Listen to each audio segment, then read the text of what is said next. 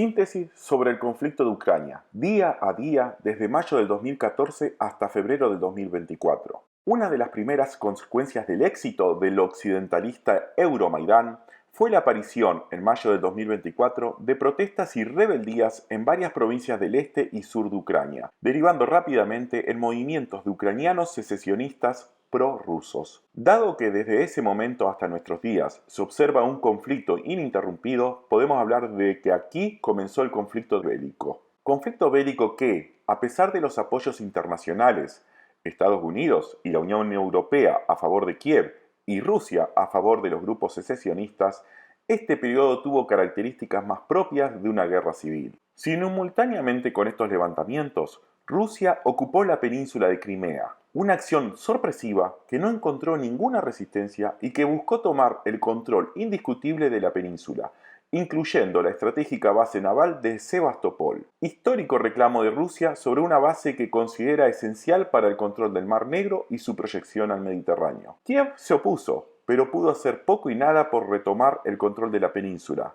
que Rusia terminó anexionando, incorporándola como una de las nuevas provincias del país. Pero no intentó lo mismo con el este de Ucrania, donde Kiev, apoyado especialmente por Estados Unidos, fue llevando a cabo una serie de campañas militares tendientes a recuperar el territorio controlado por los secesionistas prorrusos. Secesionistas que, a pesar de ello, terminaron declarando la independencia y proclamando dos nuevas repúblicas populares. Los intentos diplomáticos por detener esta guerra civil, enmarcados en los acuerdos de Minsk I y II, la ciudad bielorrusa donde se llevaron a cabo las negociaciones, nunca dieron frutos. Para finales del 2021, Kiev se preparaba para una nueva y publicitada campaña de reconquista de los territorios secesionistas, intensificando los ataques contra los mismos, mientras que Rusia denunciaba y advertía que no era aceptable esa campaña militar y comenzó a realizar una enorme concentración de tropas a lo largo de toda la frontera que Rusia y Bielorrusia tenían con Ucrania.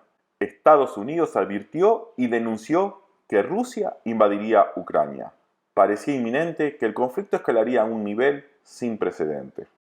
Es lo que comenzó a suceder cuando Putin, presidente ruso, anuncia el inicio de una operación especial el 22 de febrero del 2022, dando inicio a una nueva etapa caracterizada por una invasión masiva desde 10 direcciones simultáneas en 4 frentes. Veloces fuerzas ligeras y escasamente armadas avanzaron sin esperar resistencia y, aparentemente, con expectativas de algún tipo de golpe de Estado prorruso en Kiev. Pero fue infructuoso.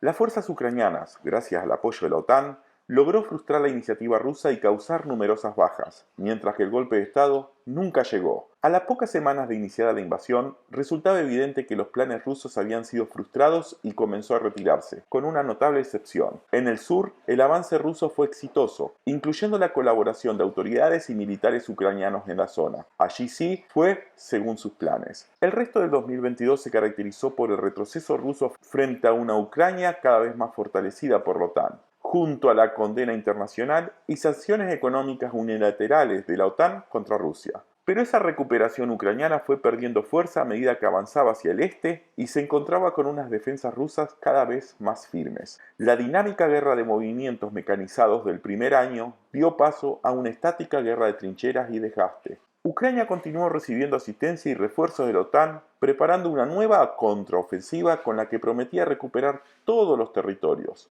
2023 se caracterizó por los intentos ucranianos de llevar a cabo la anunciada y prometida contraofensiva, pero, a pesar de su elevado costo, fracasaron frente a las fuertes líneas defensivas rusas.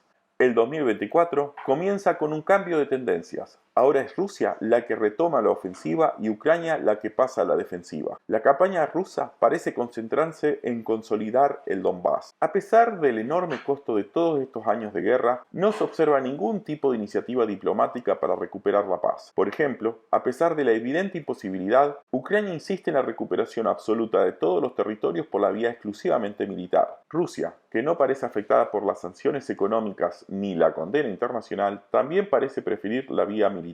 Todo indica que continuarán desangrándose en la extensa línea de trincheras. Algunos datos, incluyendo Ucrania occidental como oriental. Más de 6,4 millones de refugiados en todo el mundo. Más de 5 millones de desplazados dentro de Ucrania. Más de 17 millones con necesidades de asistencia humanitaria urgente. Más de 19.000 civiles heridos más de 10.000 civiles muertos. Aunque no hay datos oficiales, algunas estimaciones elevan a más de 200.000 los muertos y heridos militares ucranianos y más de 300.000 los militares rusos caídos entre muertos y heridos. La población ucraniana ya venía una tendencia decreciente, pero se aceleró abruptamente desde el comienzo de esta nueva escalada. La población ucraniana encuentra su pirámide especialmente angosta en la población entre 20 y 35 años, la población destinada a combatir. La deuda pública ucraniana ya era elevada, pero se aceleró abruptamente desde el Euromaidán y especialmente en los últimos 2 años. La economía ucraniana